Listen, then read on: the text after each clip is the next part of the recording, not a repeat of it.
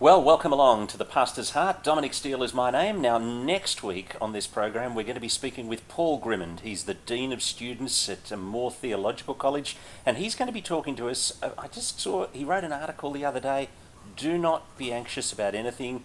Is that all there is?" And we're going to be talking to him about the whole issue of anxiety, and particularly anxiety in the pastoral ministry. And so I'm looking forward to that. But my guest today, and it's our first international guest on the Pastor's Heart, David Robertson. It's very good to have you with us. Nice to be here. David is the, he's the senior minister at St Peter's, Dundee, in Scotland, Yep. and also responsible for one of the directors of the Solars Centre for Public Christianity in Scotland. And it's great to have you with us. And can I start, David, because I have long thought that you have the gift of debating or the gift of conflict, and how do you handle conflict as a pastor and in your role where you've done so many conflicting moments for Jesus?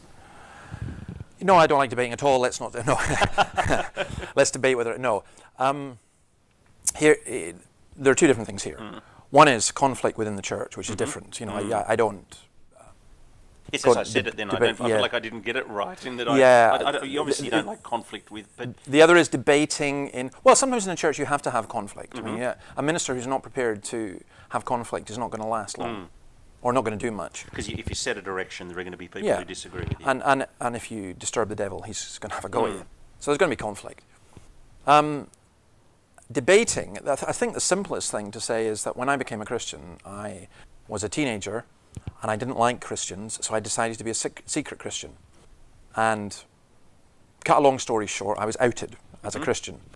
And a very, very small group of Christian pupils in the school, which was about 15, 16-year-olds, they said to me, they were astonished, said, "You a Christian?" I said, "Yes."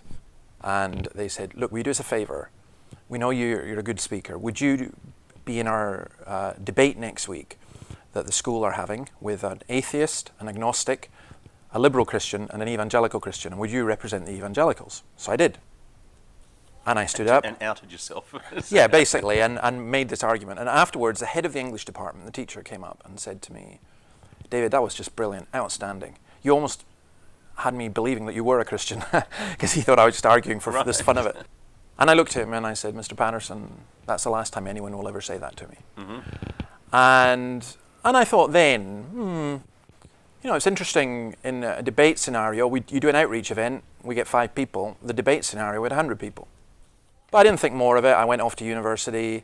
I then went into the Free Church College, studied theology. I became a minister at 24. And then in 2007, I wrote a book called the Dawkins Letters. And I suddenly it became a bestseller in secular outlets. And I suddenly started getting invites to universities and various other things. And we also arranged a debate on the Da Vinci Code. And one time I was standing there in Borders bookstore, and people were firing in questions from right, left and centre. It was just a great way to communicate the gospel. I remember going home and saying, "Lord, I used to do this in politics when I was in university. Why did it take me 20 years to do this as evangelism?" And the kind of answer I got, not a direct voice, was basically, because if you'd been doing this 20 years ago, you would have been an arrogant, horrible... Right. So it's really 20 years of experience of, I've buried the junkie and the 18-month-old caught death and things like that, and had to wrestle with a lot of issues. But I found debating, and if you go through the book of Acts, they debated from house to house. I find, and maybe debating carries the wrong impression for many. I'm not sure how the image here would be, but at home it would be the kind of Oxford or St Andrews Debating Society, so very posh, or Parliament, or school debating clubs. Whereas for me, it's not so much formal debates, it's discussing, and I would say it's learning by argument. So my aim is not to grind people into the ground, though that is always fun. But my aim is to get people to think. And I think that's what the apostles were doing. I don't think they were going around from house to house hammering people. I think they were going around, and to me it's a creative way of communicating the gospel. Because some of the people I've seen debate, both on the side of Christ and not on the side of Christ, I've thought they're really actually lacking in empathy, for the person they're speaking to. I haven't felt that about you as I've watched the things you've done, and so I thought, there's some gift there. Yeah. Well, I think you can't. I was going to say you can't lack empathy, but you can, because you can be doing it like you're playing chess. To me, you need to think logically, absolutely, but you're also talking to human beings. So let me just give one example. I go and speak. I quite often do what they call cafe evangelism, which is a 20-minute talk followed by an hour of questions. Now, if I had my way, I'd probably do it all questions. If I could, but the 20-minute talk is to wind them up. And quite often, I will go and I'll be given a talk on God and science or something. And the first or second question will be, what do you think about homosexuality? Now, you have to look at the person who's asking it, and you have to work out why they're asking it. So they could be asking it because they are homosexual, because their brother is, because they've got a lot of concerns about the issue, or they could be asking it as an accusation. Why are you such a homophobic bigot? So I think one of the things that Jesus did a lot was when people asked him questions, he asked them a question back. Not to be a politician in order to avoid the question, but to draw out from the questioner what they really mean. So I would certainly advise people who engage in this kind of Q&A question and listen. The key thing in debating, for me, the key thing in evangelism is listening. But you listen and then you respond appropriately. It's why, personally, I think debating on social media is pretty well a waste of time and almost always becomes nasty. Comments on Facebook or on Twitter or whatever. I mean, I do it, but it usually becomes nasty, and usually what happens is when someone says, well, what about this? I will say to them, okay, if you are anywhere near Dundee, Scotland in the next 3 months, come and talk. We're going to have coffee and we'll talk about it. But I ain't doing this over social media. Now, well, you spoke a moment ago, you said, I didn't discover it 20 years ago because I would have been a bit of a jerk, and God kept me from that. Tell us about the journey of God humbling you, because we're talking about the pastor's heart here. Yeah.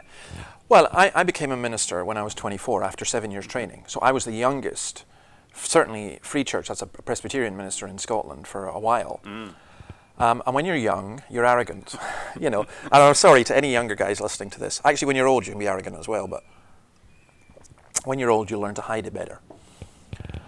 But I went straight into a small rural charge where I'd never taken a funeral. I'd never led a Kirk session. I'd never, I knew nothing about church leadership. I mean, it was crazy, really. And you had to learn on the job, and it was a bit like riding a bicycle. You kept falling off until you got going. But in my view, I have been in the ministry for over 30 years now, and I genuinely believe I'm still learning. In fact, one of the reasons I'm here in Australia is to learn more. We went through different phases. That church grew. I thought it was normal for people to be converted because they were. I was there for 6 years, and then I was called to a church in Dundee, inner city church with 7 people, 4 of whom left when we came. It's what we call a Scottish revival. Actually, well, that's kind of what happened here when I came here. So, I mean, It was 13 for me. Just about everyone left. And we didn't suddenly pack the place out. It was 18 years before one Christian family came to us. Right. So, that's often churches grow. So that's a lot of evangelism growth. Yes. Yeah. So a lot of evangelism growth. Plus, you say it's the pastor's heart. A lot of the people we received, I would say, were Christians, but broken. So, for example, some would come from a charismatic background and they'd suffered from heavy shepherding. Some would come from a Catholic background and the whole child abuse thing had really shook them up. Some, a lot came from the Church of Scotland background. But having said that, an awful lot came from pagan or atheistic background. So, it was just gradual growth over many, many years. And then about 7 years ago, it really became much more explosive growth. And that's been good to see. Now, one of the risks in asking somebody like you this question, where it's clear you're one of the people with a peculiar gift of evangelism. And I find sometimes the minister who has the really extraordinary gift of evangelism, the evangelistic strategy of the church is just come and hear me. But what's the the repeatable things we can learn from St. Peter's Oh. about evangelism for other churches? Well, I mean, I was asked by a couple of senior evangelicals in the UK. They came to see me and they said, look, we want you to set up a separate ministry. You know, so, like you've got Ravi Zacharias Ministries. And I said to them, guys, the day you ever see the sign, David Robertson Ministries, just take a gun out and shoot me. Yeah, I'm done. That's no way. That's not how we do things in Scotland. And also, one of them, I said, come up and talk to me. Because, you have to investigate everything. And I said, why do you want me to do this? He says, you're very gifted as an evangelist and so on. And I said to him, okay, I want to tell you something. I go to the European Leadership Forum in Poland, and I said, they always score you, which is ridiculous, but I always get very high scores from your Slovakian Baptist pastor or your Romanian Orthodox. You're going to give a Bible talk, and they score your Bible talk. Well, yeah, basically it's seminars and things like that on evangelism. So they, and I said it always comes out very high. And I said, and why do you think all these different pastors do that? I said, I'm not particularly brilliant, but it's because I'm a pastor. So they get guys coming over from the States and elsewhere who've got ministries in this and who are lecturers in that.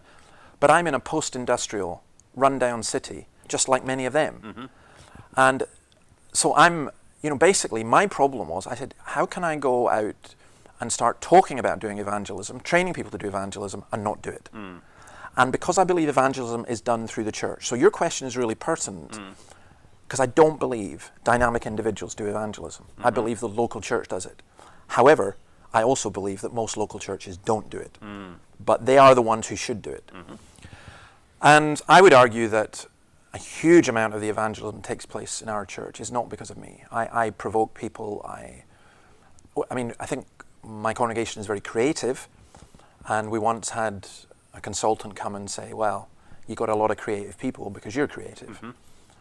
So you attract them. Yeah, basically, so like attracts like. But also we're incredibly diverse, because what we've done is we've said, right, what's the main central things in the church? Preaching of God's word, prayer, the praise and so on, the fellowship of God's people, the sacraments, and probably what we would add to that, mercy ministries. And I would argue if you've got a healthy church, then evangelism becomes a whole lot easier.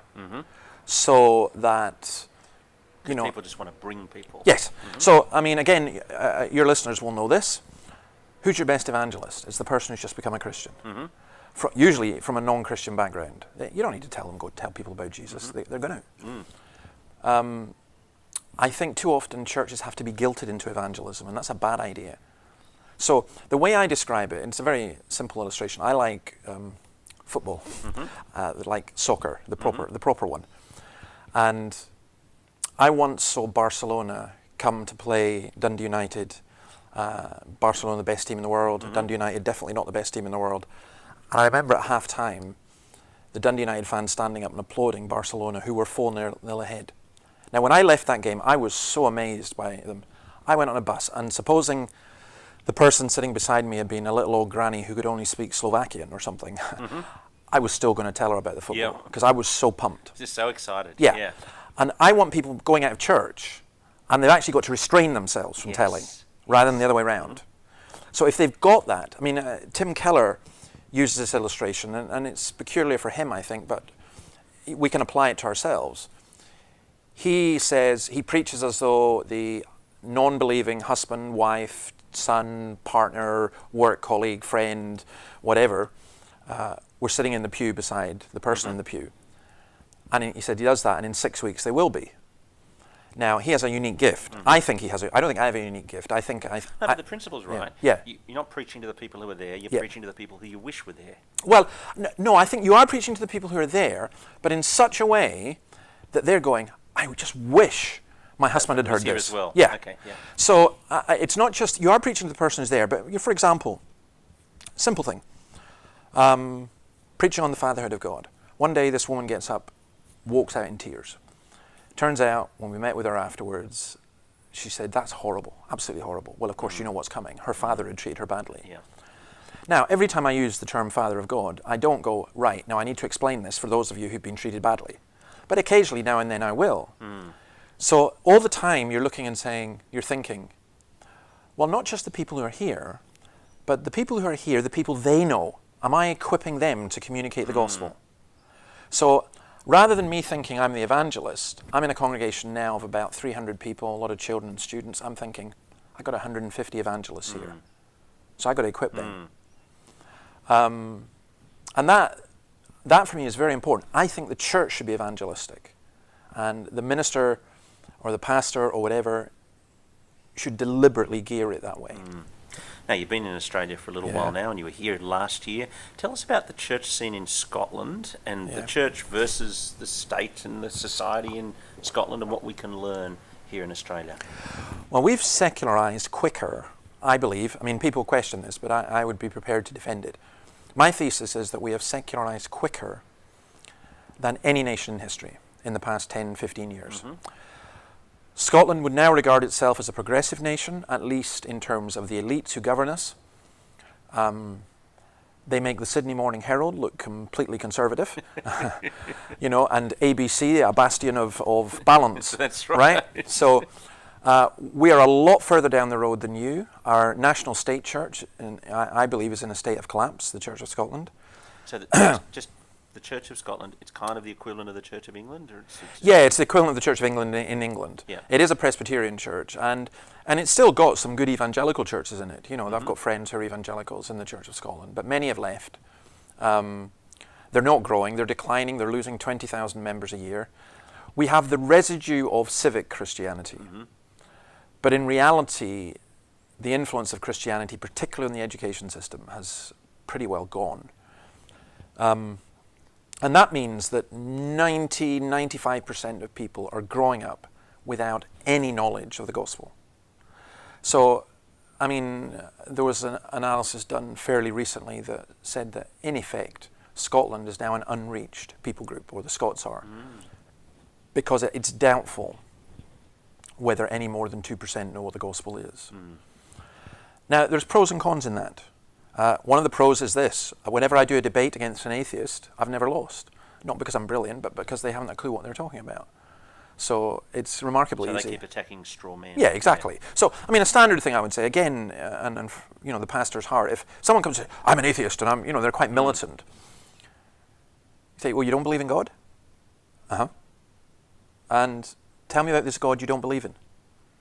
Don't immediately go straight into the, 5 theistic proofs or something. Well, I don't believe in a God who does this, I don't believe in a God who does that, I don't believe in a God. You say, well, that's amazing, I don't believe in that God either. Yeah. But let me tell you about the God I do believe in. And for 9 out of 10, it's completely new. Completely new. And that, again, is where face-to-face stuff, that's what I like about the debating, because it's face-to-face. Online, people, I mean, they call me everything, evil, everything. When I debate people face-to-face... Does it stress you out? Totally. I hate it. People think I like it. People think I like, they think I'm this aggressive person who likes, No, that was clear. You're not that guy. That's why I thought... I hate it. I mean, I cannot describe how much I hate it. When I wrote the Dawkins Letters, I had a month of being attacked viciously. I mean, really viciously. Death threats as well. 2 death threats. And one, Dawkins had to be ordered to take down. Because I admire what you're doing, but I think I'd be too stressed to do it. Yeah. Well, seriously, it is stressful. I mean, I don't thrive off it. I don't... what I thrive off is going into a situation where people will stand up and sometimes ask aggressive questions, and I talk to them. Now, the trick is you're firm, but you're dealing with a human being. And can you win the person? Yeah, but you don't. You see, too many evangelical Christians think you win the person by being bland. So let me give you an example. I'm in Northern Ireland in Belfast. 400 people in a lecture theatre at the university in Belfast, Queen's University. About a third, over on my right-hand side, are kind of uber evangelicals, very strong. And a third, over on my left-hand side, are fundamentalist atheists. And then there's the people in the middle, who are in the middle. And one of the fundamentalist atheists stands up and yells at me. Now, he's dressed in black from head to toe. He has the whole goth thing, the eyebrows, the pierced nose and ears and lips. And he says, there are hundreds of myths about babies being born on the 25th of December. Why should we believe yours? And before I could stop myself, I said, sir, you are the prime example of the dangers of Wikipedia. And the place burst out laughing. And I thought, oops, I shouldn't have said that. Yeah. Anyway, he looked so angry.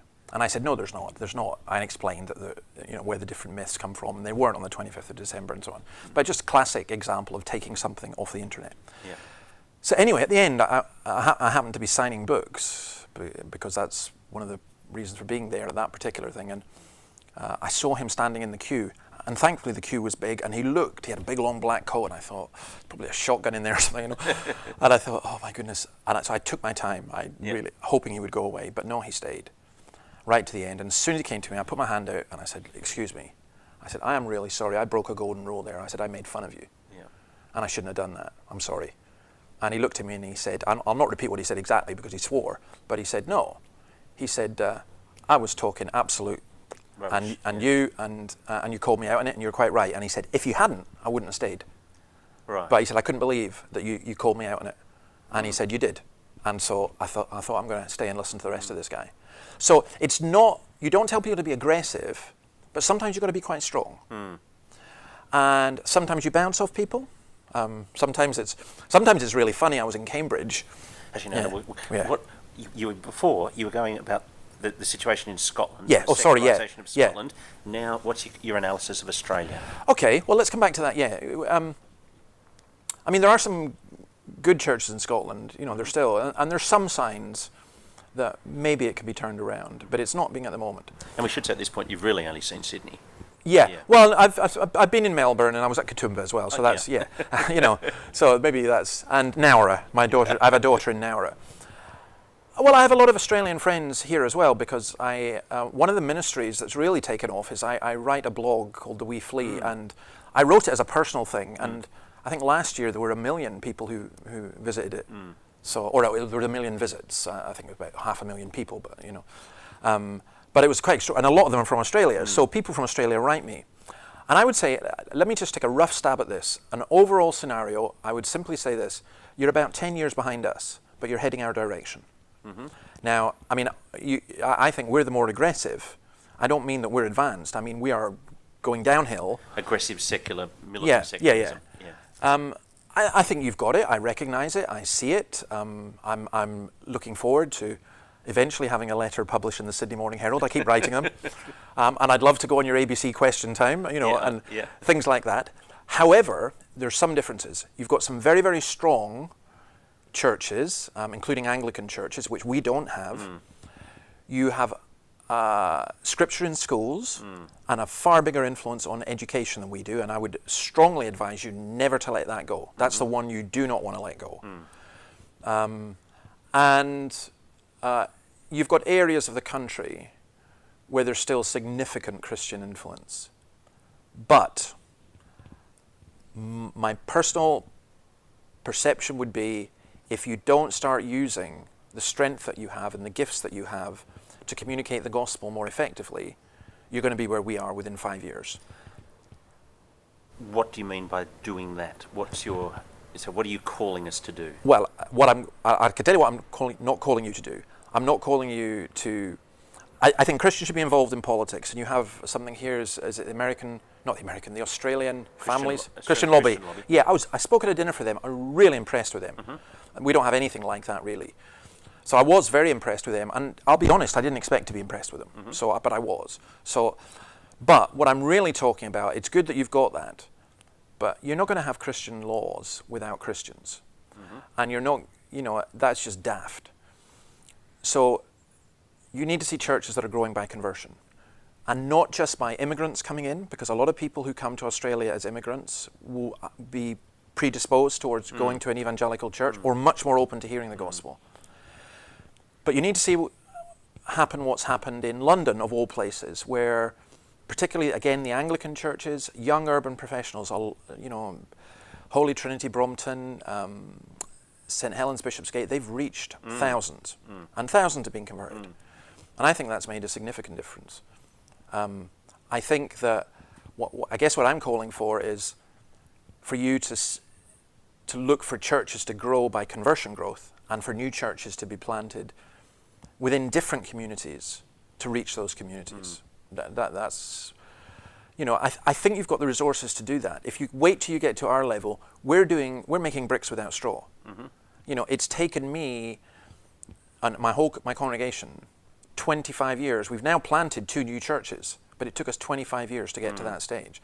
I hope we've reached critical mass. I hope that once we've paid off our building, we'll be planting a church a year. But 25 years for the first one. So, and that's because we had no resources. Well, we have, of course, the Holy Spirit and God's Word. And if I didn't believe that, I'd have given up. But that's. I think you're in a stronger position to do evangelism. Don't wait to do evangelism until you're. St. Peter's was down to 7 people. So when I went there, the 7 people, or the 4 left, they basically said, "Do what you want because we're finished." Well, I would say, okay, guys, maybe we need to, loosen up a wee bit and get involved in more creative evangelism, but whilst holding on to the absolute core and centre of the Word. That's what I would say. Now, you've started a centre called Solas, the Public Christianity Centre. What you're aiming to do there? Well, that came about because of a man called Gordon Wilson, who was leader of the Scottish Nationalist Party, ex-leader, came into church one Sunday, and I recognised him. I'm interested in politics. I said, "Mr. Wilson, nice to see you. Why are you here?" He said, "Oh, I read your book, David, and curious, I couldn't get any book signings, so we thought we'd come along." That's nice. Yeah. So he and his wife came, never left us. He died last year, but he said to me one day, "David, I'm a new believer, but you've got to stop running around like a headless chicken. Let the mountain come to Muhammad." So I said, "Gordon, what are you talking about?" He said, "You've got to bring people here to train them to do the kind of evangelism you do." And so Solas was born, and it was born with 3 aims: to train churches in evangelism, in what we call persuasive evangelism. We don't like the term apologetics, but it is what many people would understand as apologetics, but it's persuasive evangelism. Also to provide resources like videos, short video clips, podcasts, different things. And also, one thing was to get into the secular media. And I would say to your guys, pray to get into the secular media wherever you are, local newspaper, whatever, but be careful what you pray for, because God answered our prayer, and there isn't a week goes by when the secular media don't contact me, even here in Australia. But it ain't easy. Sometimes it's hostile, sometimes they're trying to set you up. So one of the things I'm going to do when we go home is we're going to take a group of church leaders and train them in how to deal with the secular media, because I've now been doing that for years. Lots of church leaders feel completely frightened of the secular media, but you do have some tips on how to do it. Yeah, I think one of the things is, I used to think journalists were hostile. This may not be, you know the scene here far better than I do. My view now is that they're generally not hostile, they're just ignorant. And by that I don't mean ignorant as in stupid, I mean they're just ignorant of Christianity. Well, I'd say you've got 2 things going on. I mean, on one level, you've got John 8, children of the Father and children of the devil. And so there is a sense that you do have the non-Christian journalist who's a child of the devil, but they're also committed to actually just churning out the content. And here is a subject they need to write something on that they don't know anything about. And so they're generally coming to you. Most people are coming to you with ignorance and, can you help me, just like they're asking, can the little athletics club help me? You get to know the hostile ones. So one simple tip is, have a tape recorder. Record the interview. Another tip I would give is never ever give a comment off the record. If you're going to say something, put it on the record. Thirdly, you need to learn how to spot what I would call the bomb questions. So, for example, when did you stop beating your wife question is, what do you think of homosexuality? You never answer that question directly if a journalist asks you. If a journalist asks me that, I would say, why are you asking me that? What's the relevance of this to the subject we're discussing? And I would say, if you are prepared to give me more than a 30-second soundbite, I will explain. But if you're not, I'm not going to. So, there's a whole range of different things. So you watch for sometimes there's some journalists, they've written the story beforehand. And so they're looking for, a headline, homophobic minister rants. No. I'm going to give you one example. I got a phone call from a journalist saying, would you like to do a comment on this comedian who's coming to Dundee, to the local theatre, doing his Jesus on a Bike tour? And he's just blasphemy, And I said, no. And he said, oh, Dave, please go on. And you're right, they're desperate for copy. And then I thought about it. I said, yes, I will. I'll give you a comment. I said, okay, here's the deal. We've got Sons of Korah, who actually are an Australian band, who are coming to sing psalms at my church, St. Peter's, across the street from the theatre where the comedian is the same night. So I'm going to issue a challenge. The people of Dundee have a choice. I said, let me welcome the comedian. I'm not saying, we're not going to stand with placards and say, get him out of here. He's as free to come here as anyone else. I said, I believe in freedom of speech, so that's fine. The theatre want him to come. I said, I won't be going, but here's the challenge. Let's see who the people of Dundee prefer. On one side of the street, they can blaspheme Christ. On the other side of the street, they can worship him. And the journalists loved it. Oh, that's great. So they ran a big story. Minister's challenge. And then they sent a reporter and a cameraman to both venues. Yeah. Now, here's the thing. The theatre wouldn't let them in because their attendance was so low. And they came to ours and they loved it. But what was even funnier was she said to me, this is brilliant music. And I said, yeah, it is. She said, I didn't think Christian music was like this. And I said, it normally isn't. I'm not a big fan of Christian music. I said, I prefer Led Zeppelin. And she said, do you? I said, yeah. So you got another story. No, the headline the next day was a full-page thing was, Minister prefers Led Zeppelin. But you're creating relationships with the journalist. Absolutely. And in terms of the wider perception, see, C.S. Lewis has a thing called, drippings of grace. Yeah. Don't go to journalists thinking, I'm going to get the ABCD of the gospel in this interview. No, it's drippings of grace. Yeah. So don't be bland. Give them something that they can use, but let them know they can trust you to come back. Yeah. And then you'll go in a database and then, It's been tremendous fun, but Yeah. we're over time. Oh, I'm so sorry. Yeah. David Robertson has been my guest on The Pastor's Heart, and it's been great having him. Next week, we're going to be talking with Paul Grimmond, who is the Dean of Students at Moore Theological College. Just a reminder, you can catch us on the podcast. We're on an audio podcast every week, and you can listen up there, and the details of that are at thepastorsheart.net. Thanks for joining us. See you next Tuesday.